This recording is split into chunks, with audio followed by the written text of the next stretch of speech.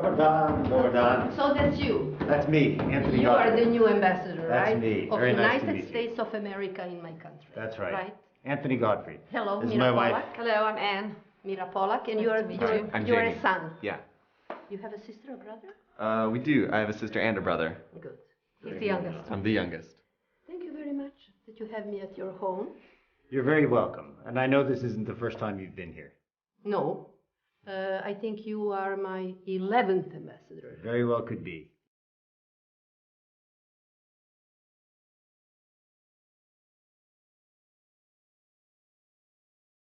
When they told you are coming to Belgrade, can you recall that day exactly what happened? Somebody calls you on the phone and they say, come in, or what? I got an email first that I had to call the Director General of the Foreign Service. And when I had the conversation with her, she was able to tell me that I had been selected. It's a long process, so she warned me that it was just the beginning of a long process, but I was very happy to hear it. Did you have a big competition? What do you think? I don't know. That's one of the few secrets that the State Department can still keep, I think. You know why? Because I think that the selection, when somebody is sending someone for an ambassador to Serbia, definitely that person has to know the region. And when I saw your CV, I realized that you know everything. Oh, I don't know if I know everything. I can tell you that I was very happy. I can't think of a better place to be posted. We're really enjoying our first couple of months. It has been thrilling. We've made a lot of good friends. We've gotten such a warm greeting, especially from the people of Belgrade, where we live. You know what is for me interesting? That the moment when you arrived, doesn't matter what you read and what they have been teaching you, or instructions and books and this and that, you jumped on the street and you wanted to have this first impression of people, the first impression. On that, nobody can teach you, nobody can give you advices. This is something what you feel or you don't feel. What was your first feeling? But now, don't be a diplomat. Tell me honestly, what did you get? Well, we arrived and there was a lot of attention on us. And I think we were all a little bit surprised by how much attention there was to our arrival. But the impression that I got of the city of Belgrade that was something that I didn't expect is that it's pretty hip. It's very happening. It's vibrant. There's a lot of energy in the city. When you heard that your husband is coming to Serbia, tell me how many posts you changed with your husband. Let me see. Well, our first overseas posting together, because we met when he was posted to Dublin, Ireland, which is where I'm from, was Croatia. So I was very happy to be coming back to the region.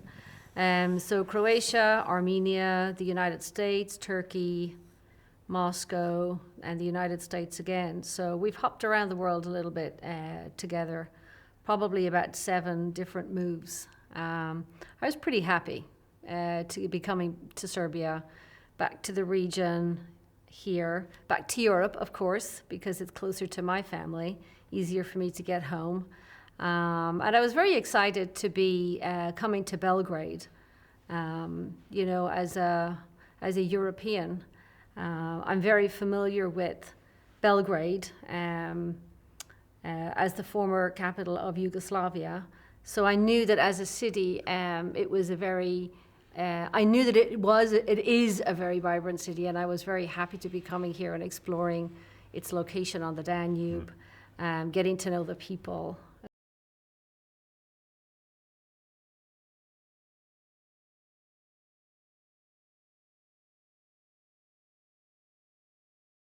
Very important where the parents are going, right?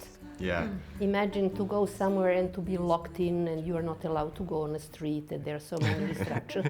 Tell me, how different is what you have been told, what you have been reading from what you saw? What, from your point of view? That's a good question. Well, coming to this region, I had an idea of what it might be like, thinking about my previous posts, in Croatia, in Moscow, thinking of like what the region is like. I know Moscow and Belgrade are very far, but but coming here, it was kind of to my expectations, but in different ways, it was like way newer and way, like my dad has been saying, way happening. Yeah. So you came here for a school competition though, didn't you? Yeah. Yeah, so when we were in Moscow, we were in an international school, and the competition between the international schools for debate, for Knowledge Bowl, they take place in different schools around Europe. And Jamie was the first of us to come here recently. I haven't been here in more than 25 years, but yeah, you had a great time here, didn't you? Mm-hmm. I came here about 2 years ago for a Knowledge Bowl competition at the International School of Belgrade. And so I was only here for 3 days, but like I was able to get a good sense of the city, and then coming back is always nice. You remembered a lot of the landmarks as I was driving around with you on that first day. I kept pointing things out to him, like there's the bridge and there's this and there's that. He said, oh yeah, I remember that. You were remembering a lot of the big landmarks from your right. previous visit, which was about, what, 2 years ago? Yeah.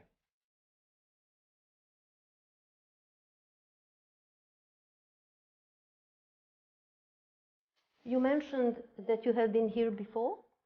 Oh, I was here as a part of an election monitoring mission with OSCE. When? So I'm trying to remember the exact date. I think it was actually 1997, somewhere around there. So I was in Belgrade, I went to Novi Sad, I went to Subotica briefly, and then I went to Sombor, where Nikola Jokic is from. Tell me one thing. Is there any difference from your first feeling when you saw now and then? Oh, Just, is there anything which you notice as a difference, or is it still the same? oh no, I don't recognize anything from the first time I was here. Everything seems brighter, everything seems busier, people seem more ready to engage. It's completely different.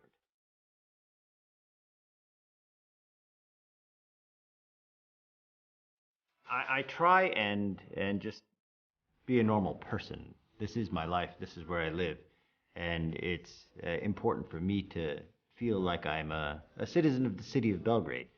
We've really made ourselves home here, and it's great. So I try and get out and look around. We love walking around the city as much as we can. I try not to be recognized.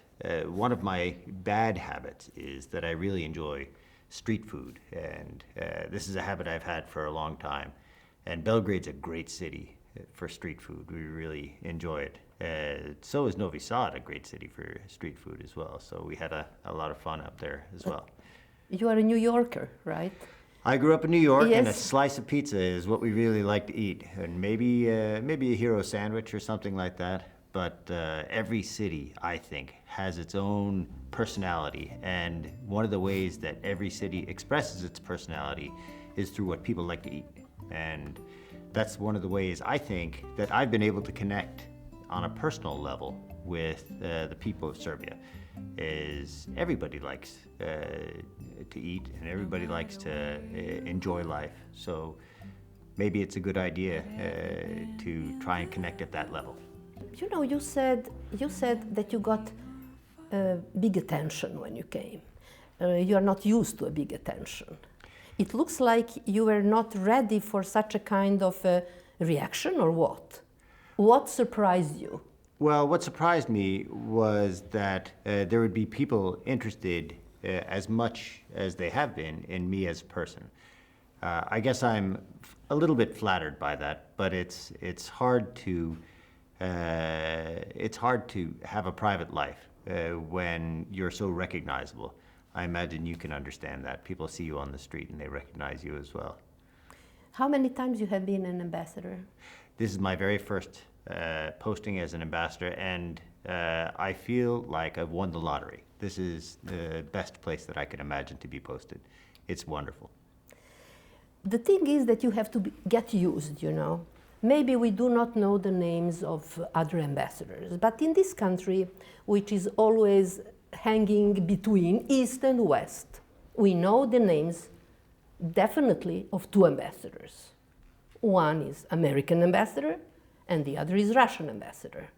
And we know the name now of the European Union, right? The country is always in a kind of a permanent turbulent situation. So you can get used to the attention you are going to get. And to me, you look like a man who is professional and very modest. And the thing is that you are going to handle that. You think you can handle that? What do you think? I think that I will be able to. I've got a lot of colleagues helping me, and I've got my family helping me. And really, I have to say that the welcome we've had from the people of Serbia has been very warm. I don't feel intimidated. And I've made some good friends already, and both of them, the Russian and the European ambassadors, are people that I know well now, and we've had a chance to get to know each other quite well. Do you know what attracted me in your CV? Let me tell you. I'm not sure. I'll tell you. When I saw that you know the region, you know, for example, there is no, in the East, there is no any institute which is called, for example, Institute for the Western Strategic Studies. No. But on the West, you have institutes for Eastern Strategic Studies, right? Due to your training, you know very, very well what's happening in the East and how is the way of thinking, of decision making. You have been in Moscow. This is probably the biggest training somebody can have. You agree? It's a completely different way of thinking, of making decisions, of exploring. How do you see that? Well, I am fortunate to have a deep background in Eastern Europe, but also in other places. We American diplomats like to joke that the biggest hardship post for American diplomats is actually Washington, D.C., because it's very difficult in terms of the bureaucracy. But I think Belgrade, although of course it is in the eastern part of Central Europe, Belgrade looks to the west as well as to the east. And it's my hope that Belgrade and all of Serbia will look more to the west as time goes on. Certainly that's where Serbia's biggest business interests are. And I know that the government of Serbia seeks to improve the economy, and in my understanding, the way to improve the economy is to make even stronger those economic relations that are productive for Serbia. And I would say that those are most likely to be with Europe. But there are centers for Western studies in the East, and in fact, I hope next month to be celebrating a new partnership between Belgrade University's American Studies Department and the Ohio State University. So that's a partnership we're working to develop, and I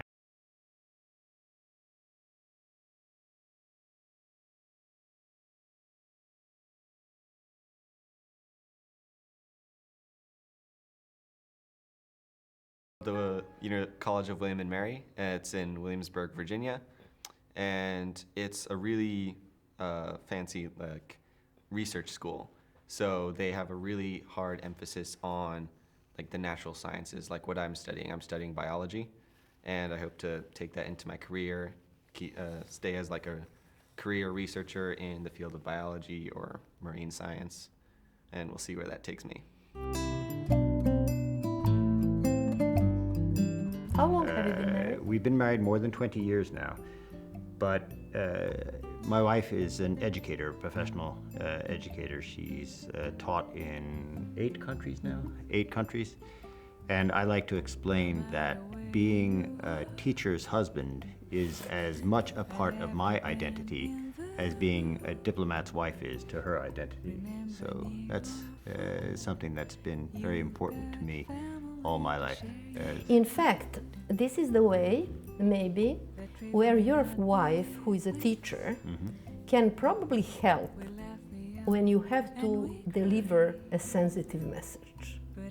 Imagine, if you have a fantastic training of developing a kind of a thinking which is not always, very pleasant. Not only pleasant things are happening in diplomacy, then a teacher can help with it. Well, have you been thinking of that? I Maybe don't know. to ask her about something.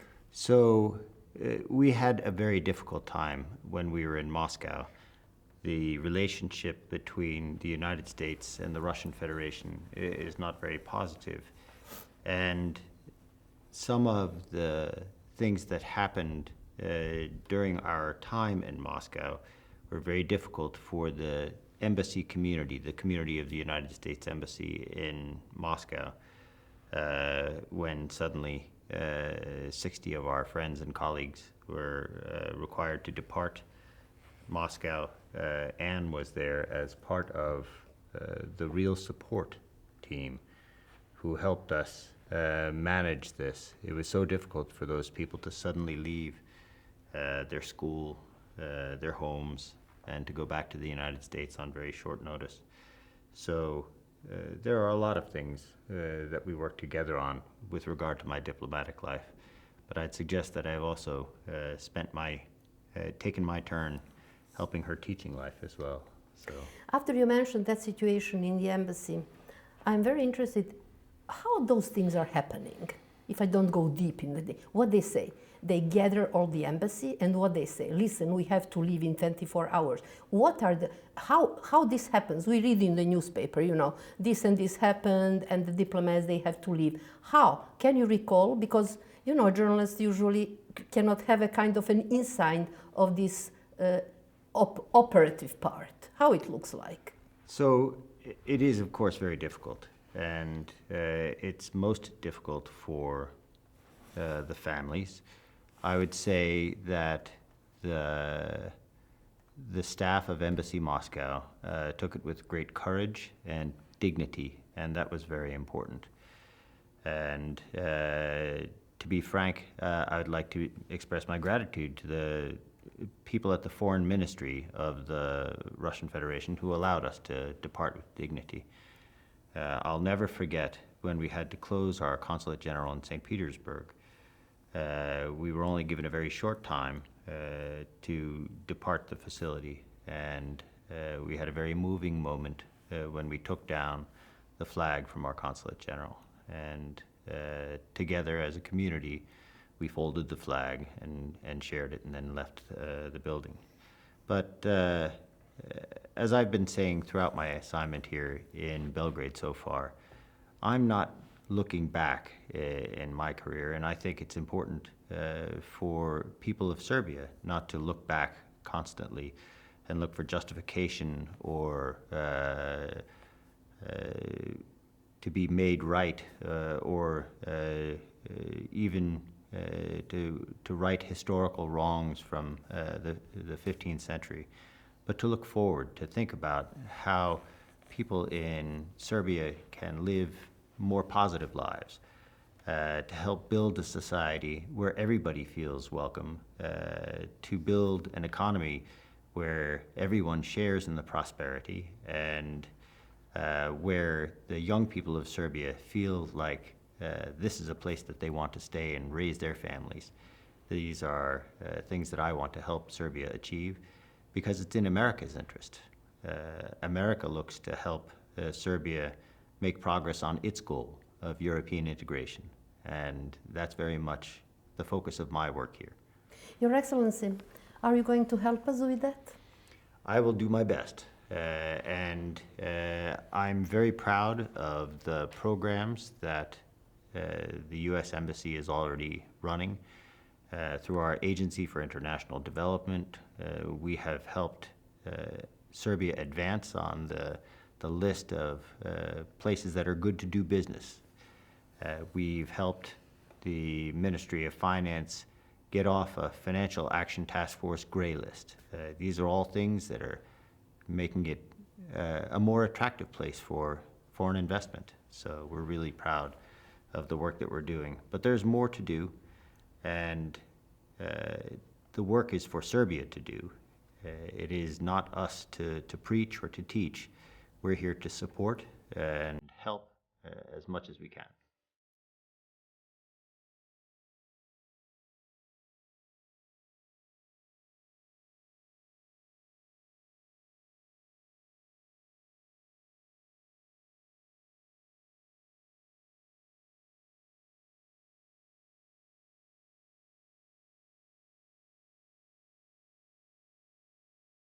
You are the wife of an ambassador, but you are in education. It would be very interesting for me to hear some of your, not rules, but how you do it, what you perceive in your job.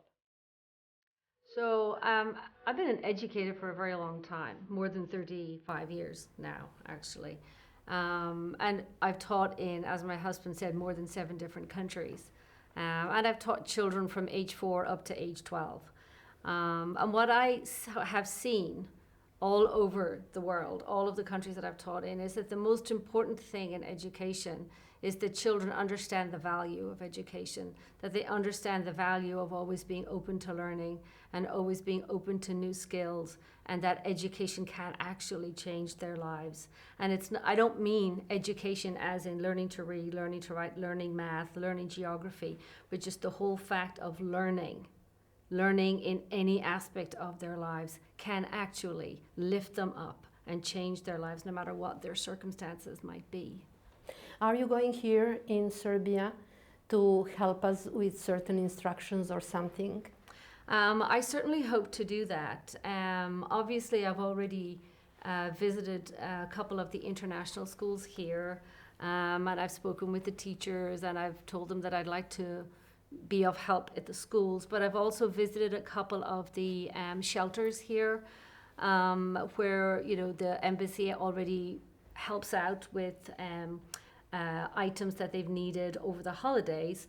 But I see places, I see areas in which I feel that I personally would like to get involved and would like to help these children with any aspect of their lives, any aspect of even helping with homework, helping them to learn English, helping them to learn life skills that may help lift them out of the situations that they might find themselves in. I'm not exactly sure yet how that might come about, but I feel that it is where I personally might find myself to be of value, would be in places like this, working with children, local children. Was it easy with the mother who is a teacher? Was she controlling you? Well, she kind of imparted her values of education to me. Like growing up with her as my mom, she was like always active in my education, like making sure I was, no, not like controlling at all though, just more making sure that I understood how important it was that I was like constantly striving to learn more and constantly striving to improve myself through education and showing that I can improve myself through education. So it was great having her as a mom throughout my education, and still now when I'm in college in the United States and she's living here in Belgrade, I still text her whenever I have like problems with school, and she always helps me, which is very nice to have. Do you think that you are going to have your own style or something as an American ambassador here in Belgrade? What do you think? Are you thinking of maybe changing something or something?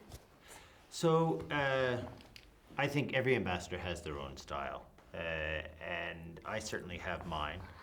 And I think what I'd like to do is to communicate more directly with the people of Serbia. We always have the job where we have to communicate with the government of Serbia. That's the main reason I'm here, is to help communicate what my government would like to say to the government of Serbia. And that's of course one of the main goals. But I think we're trying to also communicate as human beings and as a family with the people of Serbia. And I think that we've made a good connection. And it's fun doing it too, because we're real people, as you can see. We even have a dog that steals the Christmas dessert. That happened yesterday, unfortunately. but we're enjoying being here in Serbia. We are connecting directly with the people of Serbia, and I'm just so proud of the work that the team at the embassy is doing. It's a lot of fun. Yes, yes, yes. You know what? What's that? I like to sit with you like this, not an official interview. You know? Yeah. I like that. Well, Because we know each other then better. yes, I think that's right. I think that's right. Well, we've had an opportunity to get to some of the cities of Serbia so far. We've gotten to Novi Sad a couple of times. There is an important cultural exchange that we are working on with the people of Novi Sad. We have I got to Subotica. My wife and I had an opportunity to go to a lovely atelier, which is Atelier 61, which is in Novi Sad, where we were able to meet some artists and some craftswomen who are working on remarkable pieces of work. My wife is big into crafting, as many Irish women are. She's a knitter. She made this sweater, in fact, and she does an awful lot of. She made that? Yeah, she did. This is hers. How long takes you? Oh, it's difficult to tell because, you know, I don't knit constantly all the time, but probably there's about 20 to 24 hours of work in something like So that. what we really like to do is travel, and I'm the guy who drives, and she's the one who knits, so that works out okay for both of us. So I like to do the driving when we're traveling, and you can usually get a sweater done on a long trip. Yeah. You want to tell me that you are driving and she's knitting? I'm driving, she's knitting. Not in Belgrade, unfortunately. No, no, We no, have no. an Let me official- put it this way. You are driving Yep. and she's knitting. Correct. That's the way we do it. That is the way we've been doing it for years now.